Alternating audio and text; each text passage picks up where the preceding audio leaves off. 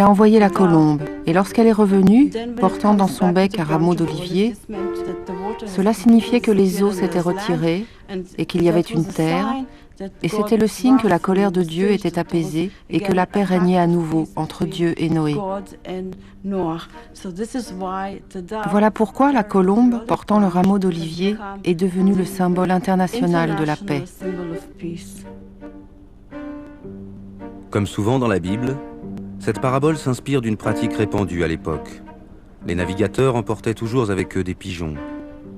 Et si une tempête leur faisait perdre la vue de la côte, ils relâchaient ces pigeons et se fiaient à l'instinct qui les faisait toujours se diriger vers la terre la plus proche.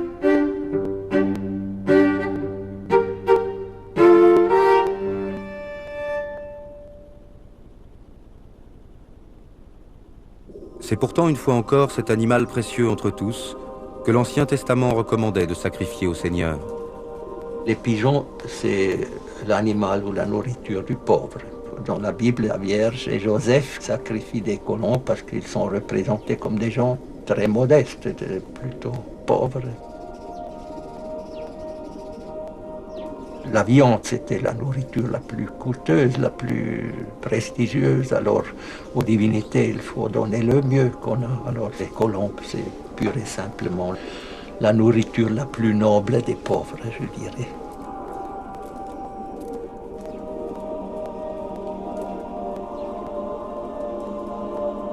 Si c'est un holocauste d'oiseaux que l'on veut présenter au Seigneur, on apporte un présent choisi parmi les tourterelles et les pigeons. Le prêtre le présente à l'autel.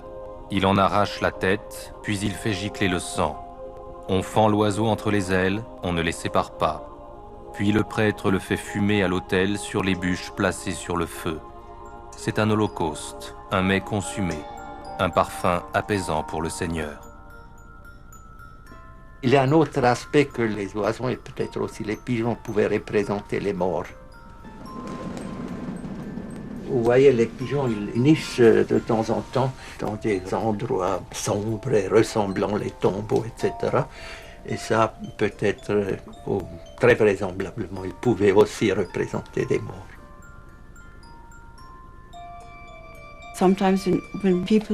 Parfois, lorsqu'on décrit un décès, la vie s'échappe et l'âme monte au ciel sous la forme d'une colombe qui incarne alors une perfection de pureté et d'innocence.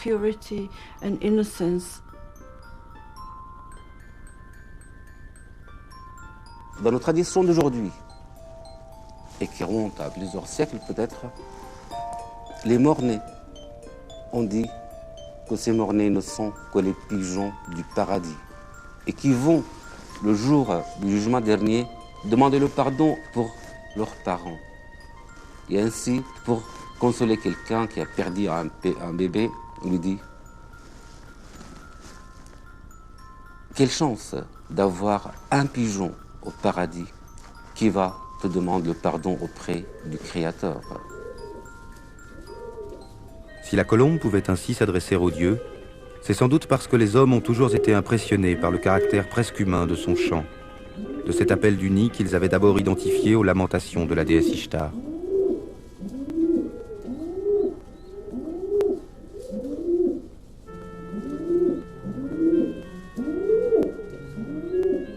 Le roucoulement des colombes, on l'a comparé au gémissement qui accompagne souvent l'orgasme, mais en même temps on l'a associé au gémissement des pleureuses qui étaient des professionnels pour pleurer à l'occasion d'un mort. Et les deux choses sont des émotions très très fortes et c'est ça qu'évoquent, il semble, les roucoulements des colombes.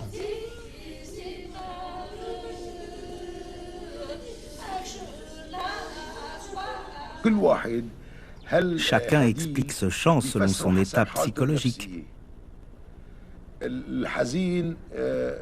Le mélancolique l'entend comme une plainte,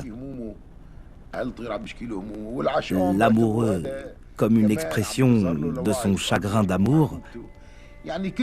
Chacun a son explication.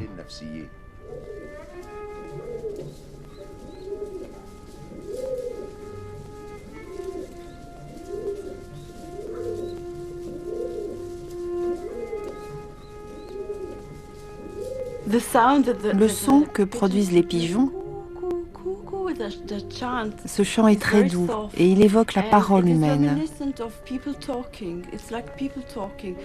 Les Arabes, par exemple, y entendent « Ishkuru Rabakur », ce qui veut dire « merci mon Dieu ».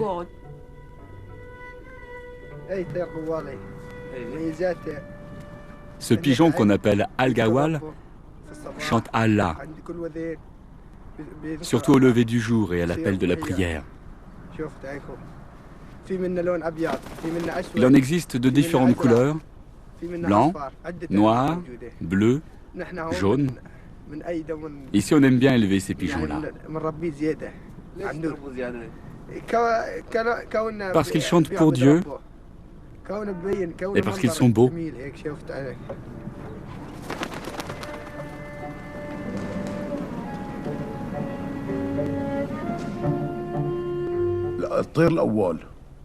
Si une femme ne peut pas avoir d'enfant, son mari achètera 2 de ces pigeons.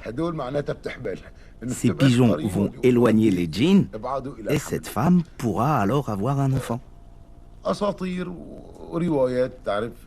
Ce sont des légendes, des histoires qui ont accompagné les gens depuis des centaines d'années. Je pense qu'elles ont surtout permis de justifier leur amour, leur passion pour ces oiseaux.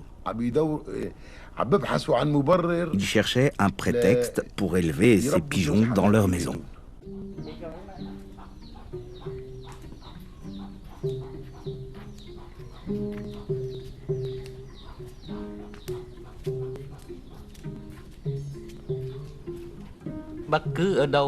Partout où il y a des pigeons, il y a des hommes qui jouent avec eux.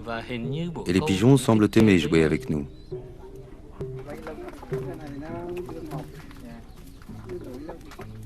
Le pigeon, c'est un jouet pour nous, un jouet vivant. On va le voir, on le soigne. C'est quelqu'un de gentil, qui nous connaît, avec qui on partage du temps où tu vas bien, du temps où tu vas pas bien.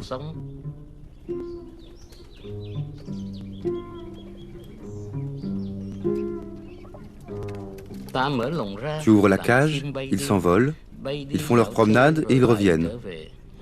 Ils reviennent toujours. Enfin, presque toujours.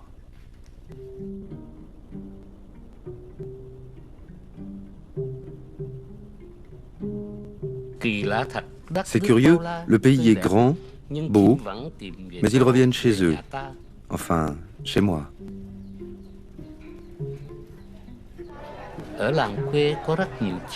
Il y a beaucoup de pigeons au village. C'est bon de les entendre voler, chanter.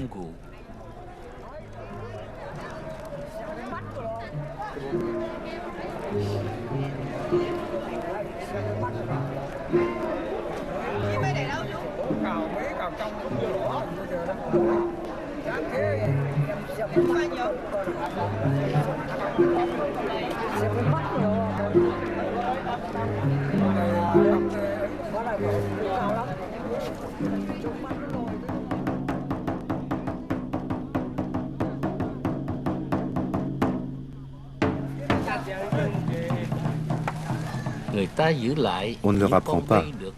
Depuis longtemps, ils connaissent notre jeu. On garde les pigeons qui volent comme ça, et quand on renouvelle les groupes, si un pigeon ne monte pas ou va se promener seul, on ne le garde pas pour jouer.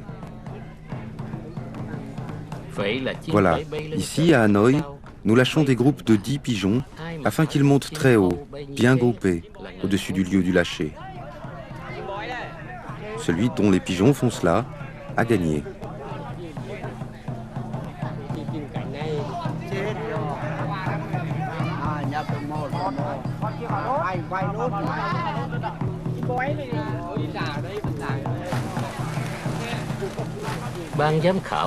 Les juges sont cachés pour ne pas voir à qui sont les pigeons qui s'envolent.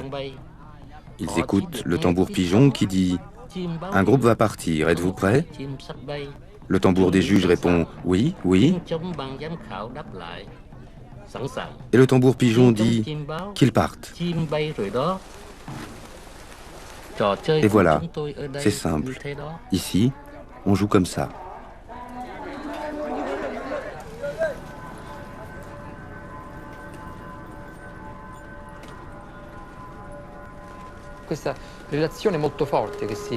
Il existe une relation très forte entre le pigeon et l'homme qui s'en occupe.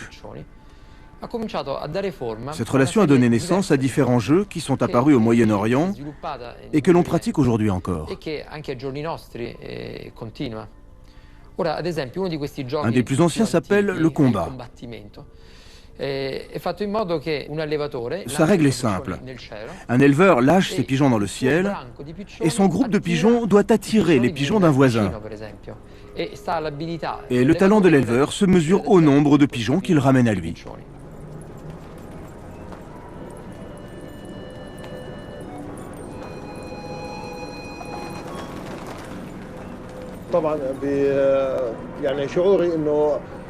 J'aime voir mes pigeons voler seuls, se mêler à ceux de mes voisins.